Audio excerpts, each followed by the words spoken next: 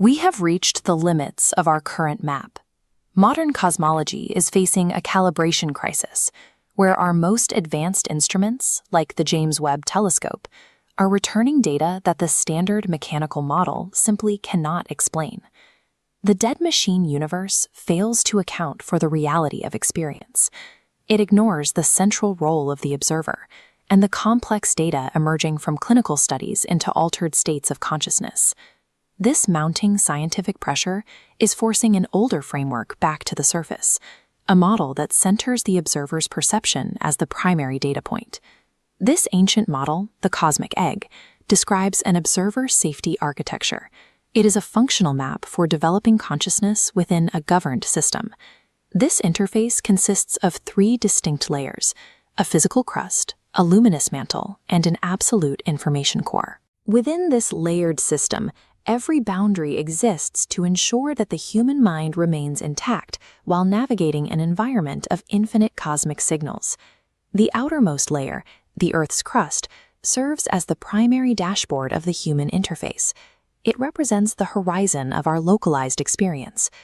This shell acts as a protective staging ground.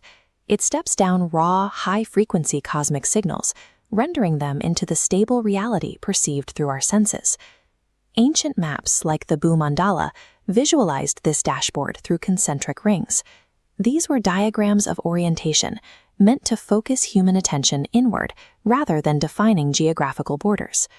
The crust essentially functions as an incubator. It allows human attention to mature in a protected environment without being scattered by unfiltered frequencies. Transitioning past this initial dashboard requires a shift in perception. There is a specific threshold that governs the crossing between world models. This second layer is the mantle, a luminous threshold ecology. It acts as a frequency regulator for anyone attempting to move beyond the physical dashboard. Its protective layer filters the vast noise of the wider cosmos, preventing the observer from being overwhelmed. Clinical DMT reports describe a waiting room of geometric architectures. In this model, those accounts describe the boundary ecology's functional attributes. The edge of reality is defined by the specific relationship between the observer and the protocols required to cross the threshold.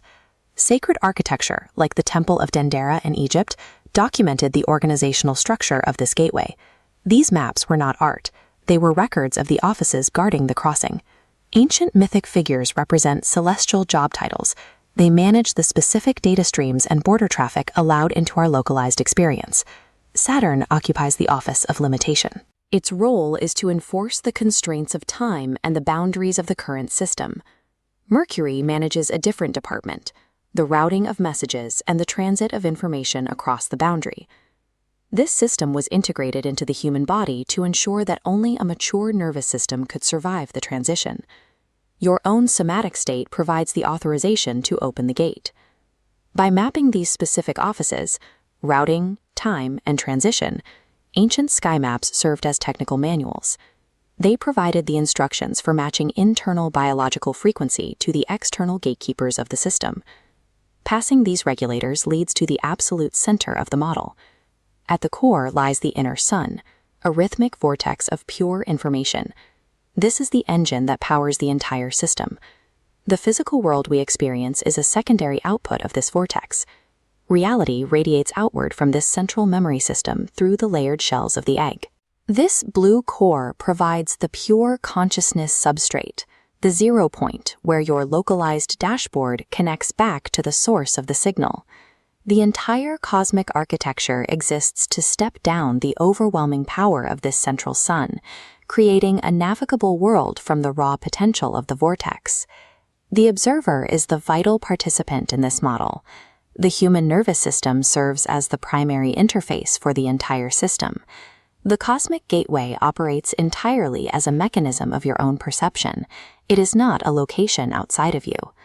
If the gatehouse is real and your body provides the authorization, the question is what part of you is mature enough to survive the transition into the wider ecology. The world is a sophisticated memory system you are learning to inhabit.